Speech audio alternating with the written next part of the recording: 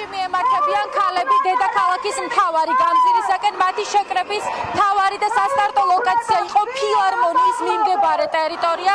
თქვენ ახლა ჩემს ხელზე ხედავთ წითელ ლენტს, ეს არის მათი ბრაზის გამოხატვის სიმბოლო და სწორედ ასე მიდიან მთავარი სიმბოლიკით რუსთაველის გამზირისაკენ. ჩვენ ახლა შეგვიძლია ამ აქციის ერთ-ერთი ორგანიზატორის ელენე ქაიხოსროშვილის კომენტარი მოვისმინოთ. ელენე, უპირველეს ყოვლისა ავუხსნათ საზოგადოებას დღეს რა იყო მთავარი იდეა ამ აქციისა და მსვლელობის გამართვის და რატომ წითელი ლენტი ან რატომ ბრაზის გამოხატვის სიმბოლოები? რატომ ვართ გაბრაზებულები კიდევ ერთხელ შევახსენოთ საზოგადოებას?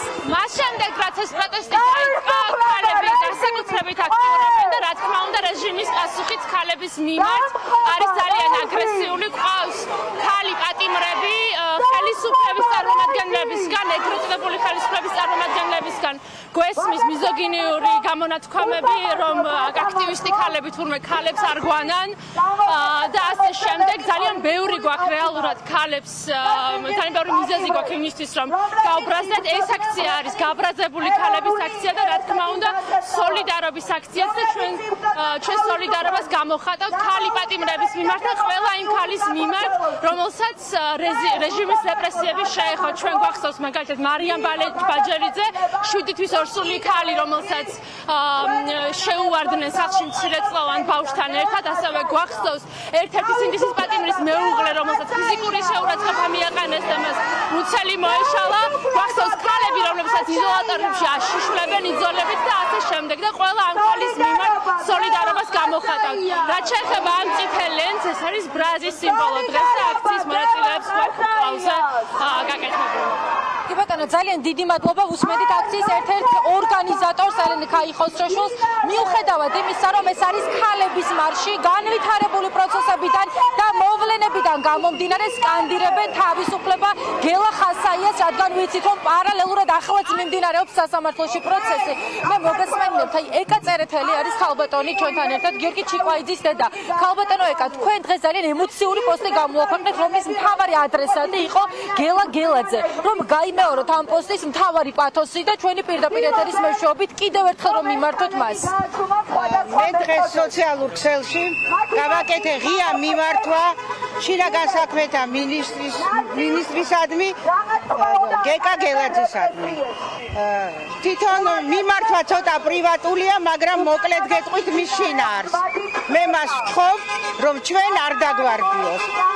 ჩვენ არ უნდა დაგვარბიოთ, იმიტომ რომ ჩვენ გამოვართ აი ასე მშვიდად, როგორც ეხლა ვარ. და კიდე მინდა გითხრათ, ასეთი მიმართვა მაქვს ადამიანებისადმი. თქვენ ყველას ყავთ ახლობლები ძალოვან სტრუქტურებში.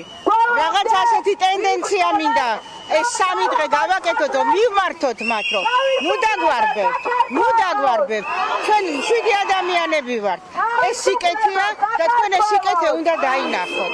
ბატონო, ძალიან დიდი მადლობა. უსმენთ გიორგი ჩიკვაიძის დედას ეკა წერეთელს. გამარჯობა. მე მინდა კადრში გაჩვენოთ ელენე ხოშტარიას ფოტოთი აქციის მონაწილე. გამარჯობა. ელენე ხოშტარი არის ქალი პოლიტიკური პატიმარი. დღეს რას ეთქვით ელენეს, რადგან ვიცი რომ გვიყურებს თქვენი მიმართვა მის მიმართ რა იქნება, რადგან ეს როგორც ელენემაც აგვიხსნა ქაიხოსროშვილმა არის გაბრაზებული ქალების მარში. ვისკენ არის თქვენი ბრაზი მიმართული, კიდევ ერთხელ შეახსენეთ საზოგადოებას და რა თქმა უნდა საინტერესო იქნება რა გაქვს სათქმელი ელენესთვის.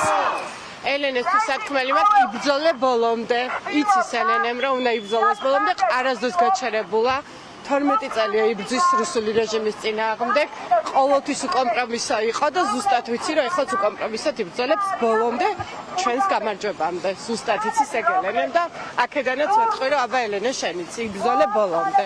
და კიდევ ერთი რაღაც მინდა აღნიშნო რომ ალბათ ელენე არის საქართველოს ისტორიაში პირველი ქალი პოლიტპატიმარი. მეც ვერ ვიხსენებ და ალბათ ეგრეა და ამიტომ თავისუფლება ელენეს, თავისუფლება მზიას, თავისუფლება ნინოს, ანასტასია ზინოკიას, თავისუფლება რეჟიმის ტყვეებს, რაც თავადია. გამარჯვებამდე. ძალიან დიდი მადლობა. ასეთი არის მთავარი გზავნილები აქციის მონაწილეები, რომლებიც ახლა მიემართებიან დედაქალაქის მთავარი გამზირისაკენ. თქვენ დასაწყისშივე გაჩვენეთ ის წითელი ლენტი, რომლითაც ისინი მიდიან რუსთაველის გამზირზე და სწორედ იქ გაგრძელდება მათი პროტესტი.